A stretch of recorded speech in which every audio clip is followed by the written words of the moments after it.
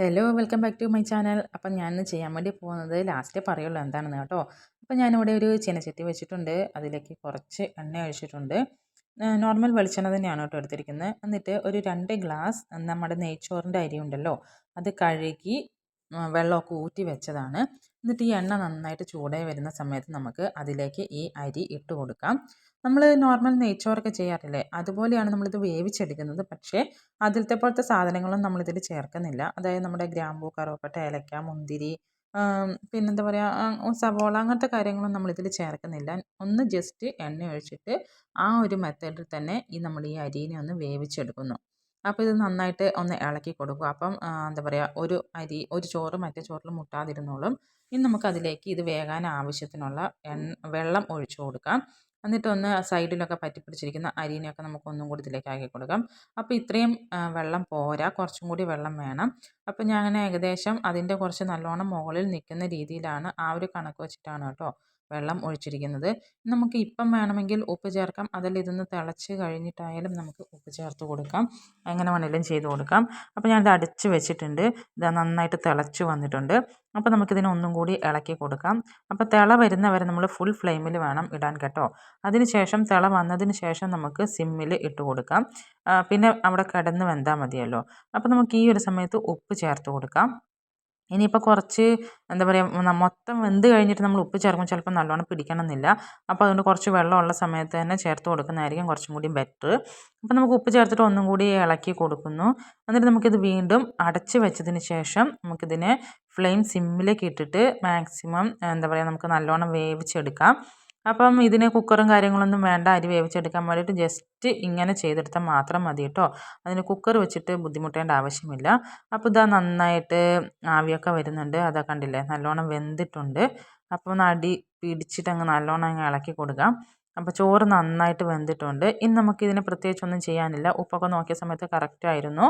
ഇനി നമുക്ക് അടുത്ത പരിപാടിയിലോട്ട് കിടക്കുകയാണ് വേണ്ടത്. അപ്പോൾ ഇതിനെ ഒന്ന് ഇളക്കിയതിന് ശേഷം നമുക്കിതിനൊന്ന് തട്ടിപ്പൊത്തി വെച്ചിട്ട് ഇതിനെ നമുക്ക് അടച്ചു വെക്കുകയാണ് വേണ്ടത്.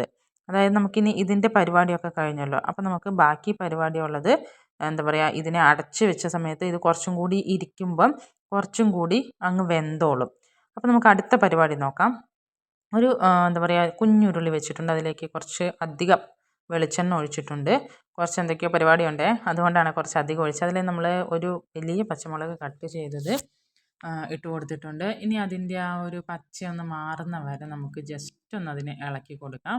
ഇനി നമുക്ക് അടുത്തതായിട്ട് ഇതിലേക്ക് ചേർക്കേണ്ടത് കുറച്ച് കുനുകുനാന്ന് അരിഞ്ഞ് വെച്ചിരിക്കുന്ന ക്യാരറ്റാണ്. അപ്പോൾ ക്യാരറ്റും കൂടി അതിൻ്റെ ഇടയ്ക്ക് ഞാൻ ഇതിൽ ഇഞ്ചിയും വെളുത്തുള്ളിയും ചേർക്കുന്നില്ല കേട്ടോ. അപ്പം ഇഞ്ചിയും വെളുത്തുള്ളിയും നമ്മൾ സാധാരണ പച്ചമുളക് ഇട്ട് കഴിഞ്ഞാണ് ഇടാറ്. അപ്പോൾ അതുകൊണ്ടാണ് അത് ഇവിടെ പറഞ്ഞത്. ഇഞ്ചിയും വെളുത്തുള്ളിയും ചേർക്കുന്നില്ല. ഇനി ചേർക്കണമെങ്കിൽ ചേർക്കാൻ വലിയ പ്രശ്നമൊന്നുമില്ല. അപ്പം ഈ ക്യാരറ്റും കൂടി ചേർത്തിട്ട് ഒന്ന് ഇളക്കി കൊടുക്കുന്നു. അതിനെ ഒന്ന് ആ ഒരു പച്ചയൊന്ന് മാറി കിട്ടാൻ വേണ്ടിയിട്ട്. അപ്പോൾ അത് നന്നായിട്ട് മൂത്ത് വന്നിട്ടുണ്ട്. ഇനി നമുക്കിതിലേക്ക് ഒരു രണ്ട് മീഡിയം സൈസിലുള്ള സവോള ഇതുപോലെ കട്ട് ചെയ്തത് ഞാനിതിലേക്ക് ഇട്ട് കൊടുത്തിട്ടുണ്ട്. തീർത്തും നൈസും അല്ല, ആ ഒരു രീതിയിലാണ് കേട്ടോ കട്ട് ചെയ്തെടുത്തിരിക്കുന്നത്. അപ്പോൾ ഇതും ഒന്ന് ഇളക്കി കൊടുക്കുന്നു.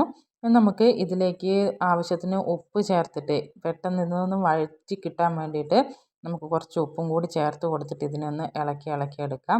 അപ്പോൾ ഇത് നല്ല ബ്രൗണിഷ് കളറാകുമൊന്നും വേണ്ട കേട്ടോ. ജസ്റ്റ് എന്താ പറയുക, നമ്മൾ ഫ്രൈഡ് റൈസ് ഒക്കെ ആക്കുമല്ലോ, ആ ഒരു പരുവം. അതായത് ഇതിൻ്റെ പച്ച മാറി വരുന്ന ആ ഒരു പരുവത്തിൽ വേണം നമുക്ക് എടുക്കാൻ വേണ്ടിയിട്ട്. അല്ലാതെ ഓവറായിട്ട് നല്ല ബ്രൗൺ കളറായി പോകരുത്, അത് നമ്മുടെ ചോറിനെ ബാധിക്കും. അപ്പോൾ അതുകൊണ്ട് ഇതിനെ അങ്ങ് ഇളക്കിയെടുക്കുന്നു. അപ്പോൾ ഇത് ഏകദേശം ആ ഒരു പച്ച മാറി എന്നാൽ ബ്രൗൺ കളറൊട്ട് വന്നിട്ടുമില്ല. ആ ഒരു ഇതിൽ നിൽക്കുമ്പം ഞാൻ കുറച്ച് ഗ്രീൻ പീസ് വേവിച്ച് വെച്ചതാണ് കേട്ടോ, ഓൾറെഡി കുക്ക് ചെയ്തതാണ്. അപ്പോൾ അത് ഇതിലേക്ക് ഇട്ടു. എന്നിട്ട് എന്താ പറയുക, നമുക്ക് അതും കൂടി ഒന്ന് ഇതിലേക്ക് മിക്സ് ആക്കി കൊടുക്കാം. ഇളക്കി കൊടുക്കുന്നു. അപ്പോൾ നമ്മുടെ ഈ വെജിറ്റബിൾസിന് ഉപ്പ് കറക്റ്റായിട്ട് ഉണ്ടാവണേ, അല്ലെങ്കിൽ അത് വെറും എന്തോ പോലെ ഉണ്ടാവും. എന്താ പറയുക, ഉപ്പില്ലാതെ ഒരു ടേസ്റ്റ് ഉണ്ടാവില്ലല്ലോ. അപ്പോൾ ഉപ്പ് കണക്കായിട്ട് ചേർത്ത് കൊടുക്കുക. അപ്പോൾ ഉപ്പും കൂടി ചേർത്ത് കൊടുത്തിട്ട് നന്നായിട്ട് ഇളക്കി. ഇനി നമ്മൾ അടുത്തായിട്ട് ചെയ്യുന്നത് ഇതിനെയൊക്കെ അങ്ങ് സൈഡിലേക്ക് മാറ്റി കൊടുക്കുന്നു. അപ്പോൾ ഈ ഗ്രീൻ പീസ് ആണെങ്കിൽ ഒരു രക്ഷയില്ല, ഞാൻ മാറ്റും തോറും ഇങ്ങോട്ട് വന്നുകൊണ്ടിരിക്കുകയാണ്. ഇനി ഒരു മുട്ട എടുത്തിട്ട് അതിൻ്റെ നടുക്കേക്ക് പൊട്ടിച്ചു കൊടുത്തിട്ടുണ്ട്.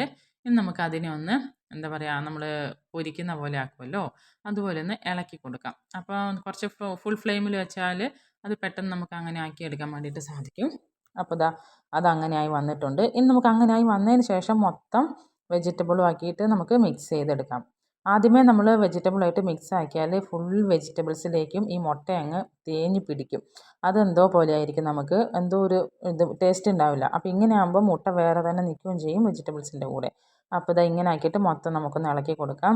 ഇനി നമുക്ക് നമ്മുടെ ടൊമാറ്റോ സോസ് ഉണ്ടല്ലോ, അത് കുറച്ച് ഒഴിച്ചു കൊടുക്കാം. സോയ സോസ് ഉണ്ടെങ്കിൽ സോയ സോസും ഒഴിച്ചു കൊടുക്കാം. ഞാനിപ്പോൾ ഇവിടെ സോയ ഒഴിച്ചിട്ടില്ല. സോയ ഇല്ലാത്തതുകൊണ്ടാണ് കേട്ടോ ഒഴിക്കാത്തത്, വേറൊന്നുമല്ല. കുറച്ച് സോസ് ബാക്കിയുണ്ട്, അതിന് വേണ്ടിയിട്ടുള്ള അഭ്യാസമാണ് കേട്ടോ ഇത്. അപ്പോൾ നമ്മൾ മുമ്പ് ഒരു ബിരിയാണി ഉണ്ടാക്കിയല്ലോ, അതിൻ്റെ ബാക്കി സോസ് ഇരിപ്പുണ്ടായിരുന്നു, അതിൻ്റെ അഭ്യാസമാണിത്. നമുക്ക് നമ്മൾ വേവിച്ച് വെച്ചിരിക്കുന്ന ചോറിനെ ഇതിലേക്ക് മാറ്റാം. അപ്പോൾ ഇതിലേക്ക് ഇങ്ങനെ മാറ്റിയിട്ട് നമുക്ക് ഇതിനെ മൊത്തത്തിലങ്ങ് മിക്സ് ചെയ്തെടുക്കണം. അതാണ് അടുത്ത ടാസ്ക് എന്ന് പറയുന്നത്. നമ്മൾ ഈ ചോറ് മിക്സ് ചെയ്യുന്ന സമയത്ത്, പ്രത്യേകിച്ചും നെയ്ച്ചോറിൻ്റെ ആണെങ്കിൽ പോലും, നമ്മൾ ചോറ് മിക്സ് ചെയ്യുമ്പോൾ ഈ ചോറ് എന്താ പറയുക, ചോറിന് ഡാമേജ് പറ്റാതെ നോക്കണം. അതായത് ഇങ്ങനെ എന്താ പറയുക, പൊട്ടിപ്പോവുക, നമ്മൾ ശക്തിയായിട്ട് ഇളക്കുന്ന സമയത്തൊക്കെ പൊട്ടിപ്പോകാതെയൊക്കെ നോക്കണം. അപ്പോൾ നമുക്കതിലേക്ക് കുറച്ച് കട്ട് ചെയ്ത് കുനുകുനാന്ന് കട്ട് ചെയ്ത് വെച്ചിരിക്കുന്ന മല്ലിയിലയും കൂടി ഇട്ട് കൊടുക്കാം. അപ്പോൾ ഇതാ മല്ലിയിലയും കൂടി ഇട്ടതിന് ശേഷം നന്നായിട്ടങ്ങ് മിക്സ് ചെയ്യുക. അടിയിലാണ് മസാലയൊക്കെ ഉള്ളത്, അതിനെ നന്നായിട്ടങ്ങ് മിക്സ് ചെയ്തെടുക്കാം. അപ്പോൾ ഇതാ ഞാൻ ചറപറാന്ന് ഇളക്കി അതിനെ സെറ്റാക്കുന്നുണ്ട്. അമ്മ പറയുന്നുണ്ട് അരിക്കൊന്നും പറ്റാണ്ട്, ചോറിനൊന്നും പറ്റാതെ ഇളക്കണമെന്ന്. അപ്പോൾ സത്യം പറഞ്ഞാൽ ഇതെനിക്ക് രാവിലെ ഓഫീസിൽ കൊണ്ടുപോകാൻ വേണ്ടി ഞാൻ ആക്കിയതാണ് കേട്ടോ. ഇതിൻ്റെ പേരെന്താണെന്ന് എനിക്കറിയില്ല.